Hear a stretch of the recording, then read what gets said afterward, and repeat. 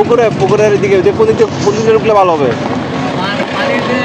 পাম্পের মতো আছে না ইয়ে মানে পুকুরের মতো আছে আর কি, চারপাশ দিয়ে ই করে। এই পাশে সামনে কোন গেট দিয়ে ঢুকলে ভালো হবে? যে গেট দিয়ে ঢুকলে ভালো হবে গেট দিয়ে ঢুকাই দেন।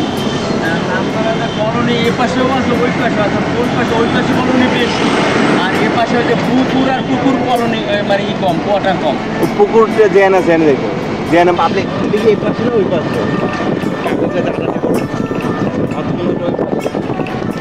এত কাছে।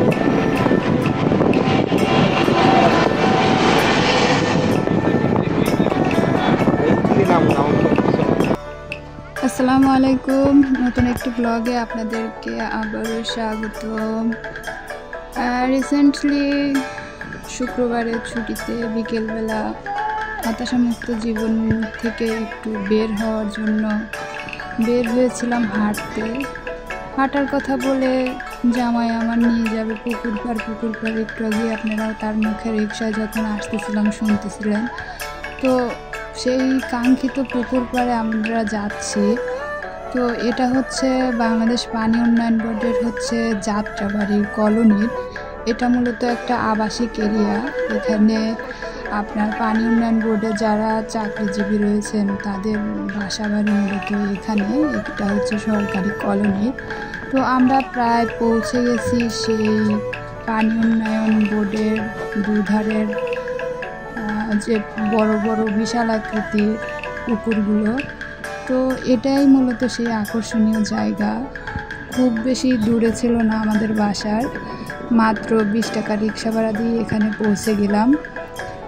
তো আমাদের বাসা যেহেতু জুরাইন, আর এটা হচ্ছে একদম যাত্রাবাড়ি পাওয়ার আগে ধুলাইপাড় যে আপনার মেইন আপনার যে ইয়াটা ফ্লাইওভারটা, ওটার সম্মুখে যেখান থেকে শুরু হয়েছে ওখানেই। তো দেখতেই পাচ্ছেন খুব অসাধারণ একটা জায়গা। আমি দূর থেকে আসবেন এখানে ঘুরতে এরকম কিছু না, তবে যাত্রাবাড়ি, তারপর শনিরাকড়া, মাতুইল যারা আশপাশে রয়েছেন জুরাইন পোস্তগোলা, তারা অবশ্যই জায়গাটা ভিজিট করতে পারেন। এখানে আসার জন্য আগে তেমন একটা রেস্ট্রিকশন ছিল না, তবে অতি সম্প্রতি বিভিন্ন ঝামেলা ক্রিয়েট হওয়ার জন্য এটা এখন মূলত আনসার ভিডিপির তত্ত্বাবধানে রয়েছে। ওনারাই এই জায়গাটা এখন গার্ড দেন। তো আমরা গেটে যে সিকিউরিটি রয়েছেন সিকিউরিটি পোস্টে ওনাদের সম্মুখ হয়ে এসেছি। ওনারা মূলত প্রথমে প্রবেশ করতে দিচ্ছিল না, এরপরও আমরা কিছুক্ষণ রিকোয়েস্ট করতেই ওনারা জিজ্ঞেস করলেন বাসা কোথায়। তো আমরা বললাম পাশেই বাসা আমাদের। তো বলল ঠিক আছে, তাহলে আপনারা কিছুক্ষণ থেকে খুব বেশি না ঢুকতে পারেন। তো আমি আমার বেবি আর হাজব্যান্ড নিয়ে ভিতরে প্রবেশ করলাম। খুব বেশি এরিয়া ঘুরে দেখিনি, জাস্ট এই পুকুর পাড়েই আসছিলাম। তো এখানকার এত স্বচ্ছ পানি, আর বিশেষ করে এখন বর্ষাকাল হওয়ার কারণে পানিগুলো বেশ স্বচ্ছ ছিল, আর বৃষ্টির পানি এখানে মূলত বেশি।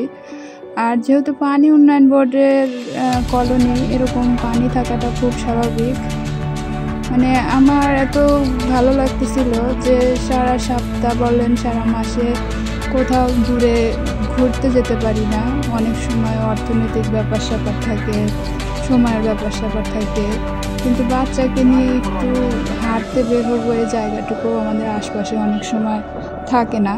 কিন্তু এইখানে এরকম সুন্দর একটা জায়গা রয়েছে আমিও জানতাম না। আমার হাজব্যান্ড বলতেছিল নাকি 4-5 বছর আগে এখানে আসছিল। তো তখন তো আর আমরা তার লাইফে ছিলাম না, আর আমিও এখানে জানি না যে এরকম জায়গা রয়েছে। তো ও আমাদেরকে এখানে নিয়ে আসলো। তো আমি আর আমার মেয়ে অনেক খুশি হয়েছিলাম এত সুন্দর একটা জায়গা দেখে। এক কথায় দিনটা অনেক সুন্দর করে দিয়েছিল আমাদের। তো আপনাদের যারা ছোটো ছোটো বাচ্চা আছে তারা বাসার মধ্যে বোরিং ফিল করেন, আর আমার মতো যারা মানে বাইরে বের হওয়ার জন্য সারাক্ষণ ছটফট করেন, তারা আমি বলবো যে এখানে ঘুরে আসতেই পারেন। বেশ ভালোই লাগছিল জায়গাটা। এখানে আমি বলবো যানবাহন না নিয়ে আসার জন্য, কারণ এখানে যানবাহন পার্কিংয়ের কোনো ব্যবস্থা নেই। আর এখানে দেখতে পাচ্ছেন যে মূলত ওখানে পানি যে বিভিন্ন ড্রেনের পানিগুলো ওখানে এসে আপনার পানিগুলো স্বচ্ছ হয়ে নৌকায় থেকে নদীতে যায় আর কি।